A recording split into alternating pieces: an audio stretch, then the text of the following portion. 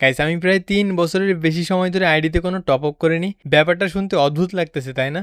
অনেকেরই নজর এখন আমার আইডিতে থাকা ৩,০০০ ডায়মন্ডের উপরে, যে ভাই টপ আপ না করলে আইডিতে ডায়মন্ড কেমনে আসলো? আসলে গাইস এই উত্তরটা আমিও জানি না, কিন্তু অনুমান করতেছি হয়তো এই ডায়মন্ড আপনাদের ভিতর থেকেই দিছেন, কারণ মাঝে মধ্যেই দেখি আইডির ভিতর উইকলি নইলে মান্থলি থাকে। কে বা কারা দেয় জানি না, একটাই সম্ভাবনা আপনাদের ভিতর থেকে হয়তো কেউ কেউ দিয়ে থাকেন।